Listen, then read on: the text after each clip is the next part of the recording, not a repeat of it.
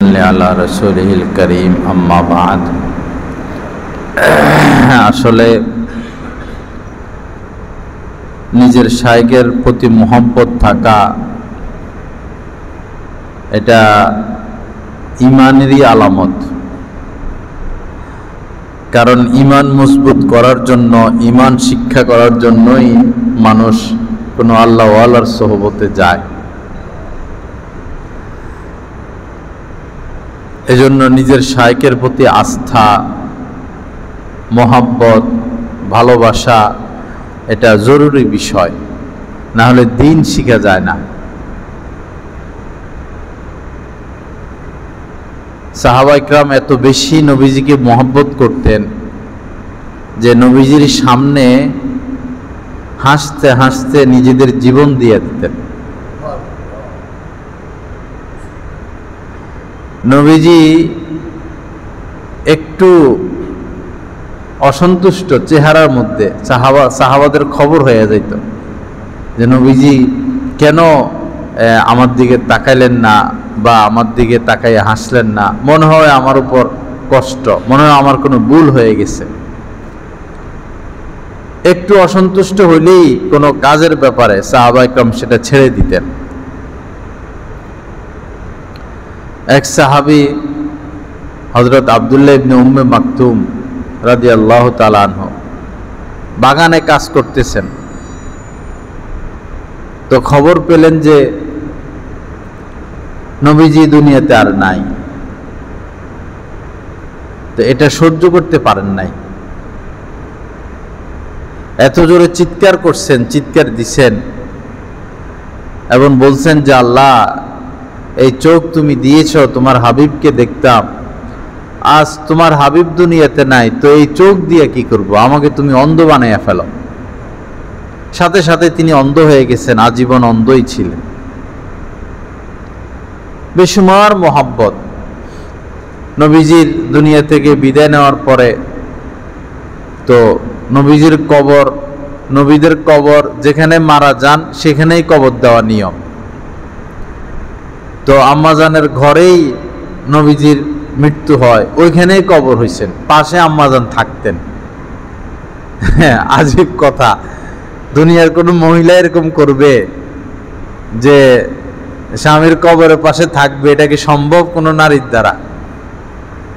অথচ ওই ঘরেই যেখানে নবীজি মারা গেছেন সেখানে কবর হয়েছে, আর সাথে আম্মাজান আয়েশা সিদ্দিকা রাদিয়াল্লাহু তাআলা আনহা থাকতেন।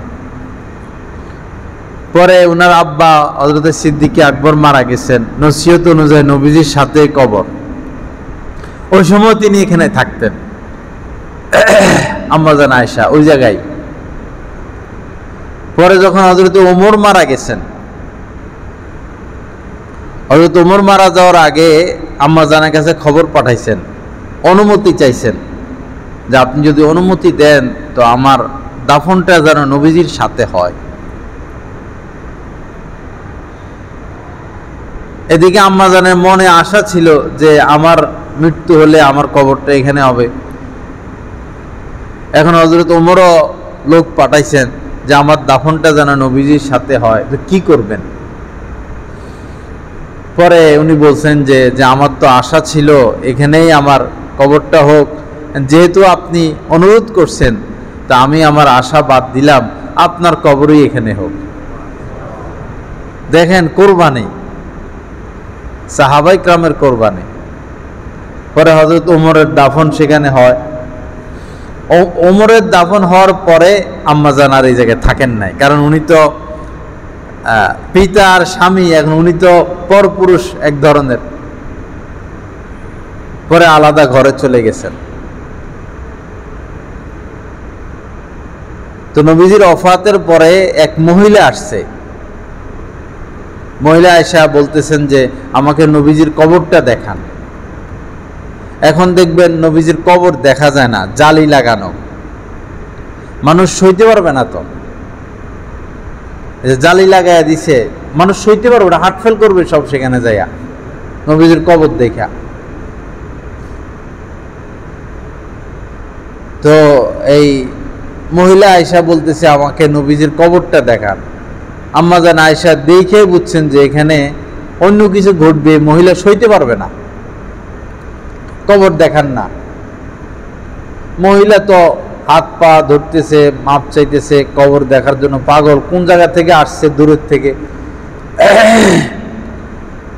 তো এক পর্যায়ে যখন নবীজির কবর দেখাইছেন, এক চিৎকার দিয়া সেখানেই শেষ হয়ে গেছে।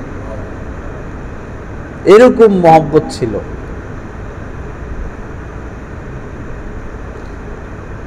তো যাই হোক, আল্লাহ পাকের প্রতি মহব্বত, রাসূলের প্রতি মহব্বত, নিজের শায়েখের প্রতি মহব্বত।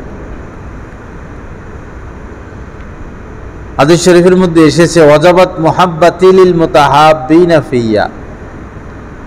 নবীজি বলেন যে আল্লাহ পাক বলেছেন, কেউ যদি একজন আরেকজনকে আমার উদ্দেশ্যে ভালোবাসে, যেমন কেউ যদি নিজের শায়েখকে ভালোবাসে টাকা পয়সার আশায় না, আল্লাহর মহব্বতেই, আল্লাহকে পাওয়ার আশায় যদি কেউ নিজের শায়েখকে ভালোবাসে, মহব্বত করে, তো আল্লাহ পাক বলেন যে তাকে মহব্বত করা আমার উপর ওয়াজিব হয়ে যায়।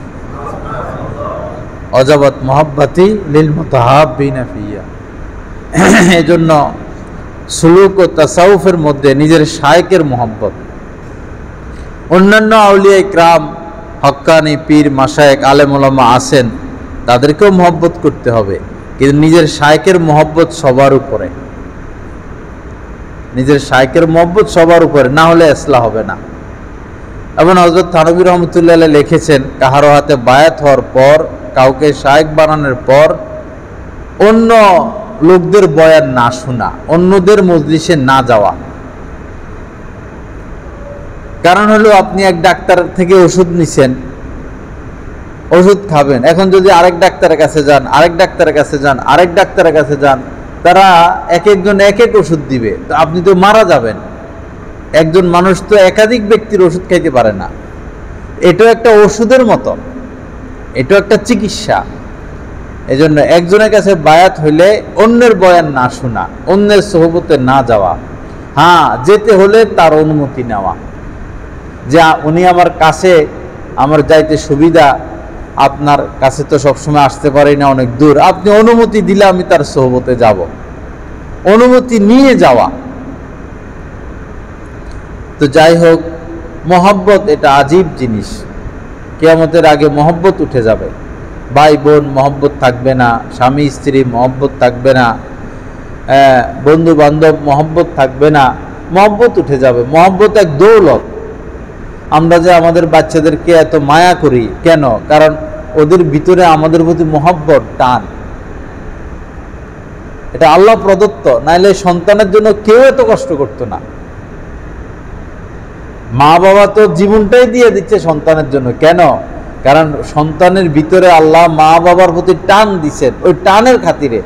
এখন যিনি টান দিলেন তাকে ভুলে গেলে তো হবে না। আমার ভিতরে সন্তানের প্রতি মহব্বত, সন্তানের ভিতরে আমার প্রতি মহব্বত, এটা দিছেন তো আল্লাহ। আল্লাহকে না ভুলা। আল্লাহ পাক জাল্লা জালালুহু সহি বুঝ দান করেন। আল্লাহ পাক আমাদেরকে ইসলাহে কামিল নসিব করেন। ওয়া আখিরু দাওয়ানা আলহামদুলিল্লাহি রাব্বিল আলামিন ওয়া সাল্লাল্লাহু আলা নবিয়িল কারীম।